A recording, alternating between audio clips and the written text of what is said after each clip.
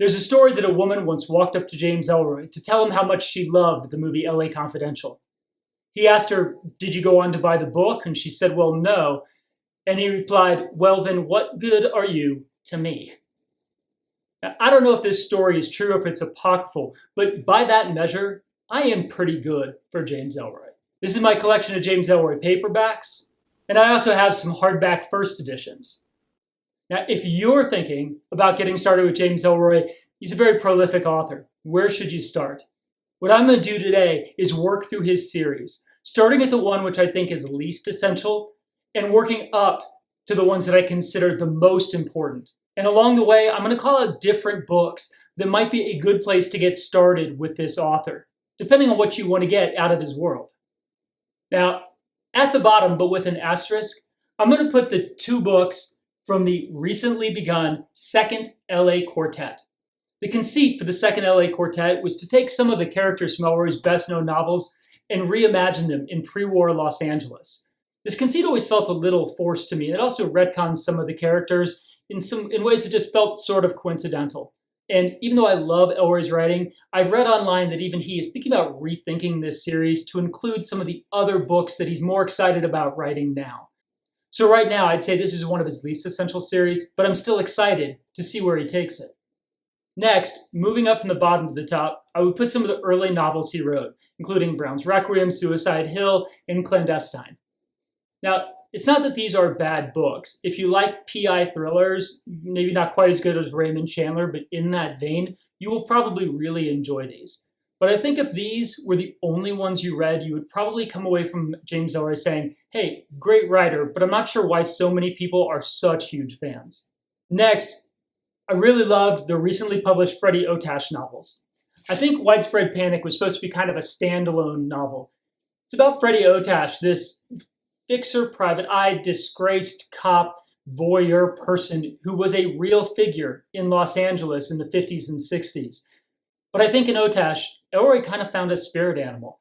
He loved this character, he loved writing about him, and so he wrote a second book called The Enchanters.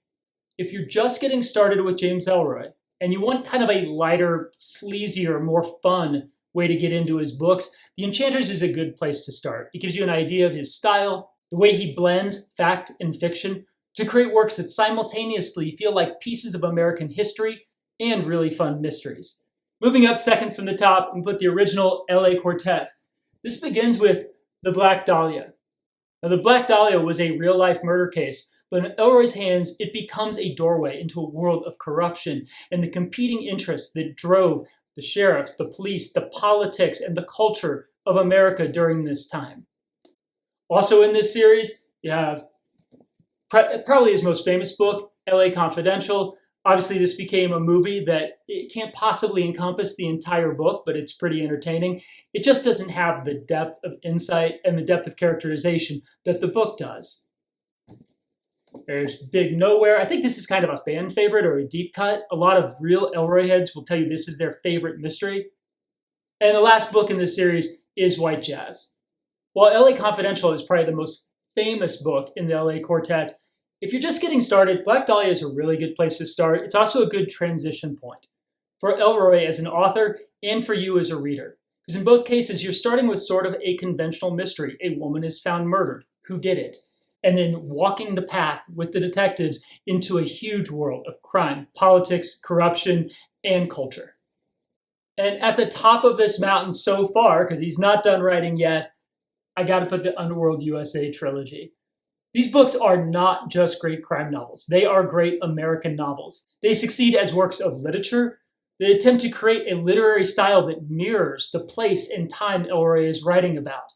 They attempt to say something important about what it means to be an American, and they also say something about what it means to be human, and feel that the forces of power are somehow like beyond your control, and you're just caught up in this giant wave of history that you're writing but can't really understand.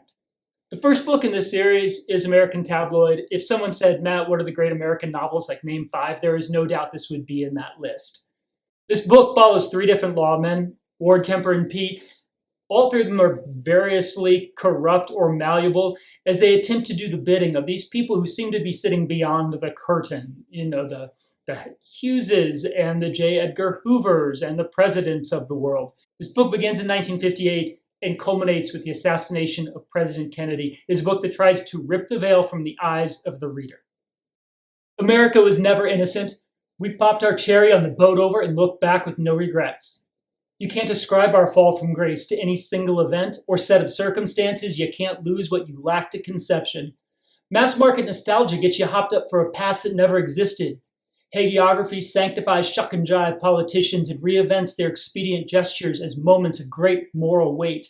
Our continuing narrative line is blurred past truth and hindsight. Only a reckless verisimilitude can set that line straight. So while I loved all the books in this series, and some people say The Cold 6000 is like the most Elroy book that was ever Elroy. Every sentence is like 3 words long. It just comes at you like a machine gun the entire time. You don't have anything to lose by starting at the beginning of the series. American Tabloid is probably the most important book in it, and it is the first one in the series. And if you love it like I did, you can go on and read the others. So if you're looking for a conventional mystery that also doubles as a good doorway to Elroy's world, Black Dahlia. If you're looking for something fun, sleazy, something to give you an idea of how Elroy meshes fact and fiction, you got the Enchanters. And if you just want to start at the top and say you've read Elroy and you understand something about what it means to be an American, American Tabloid. I hope this was helpful, and thank you for watching.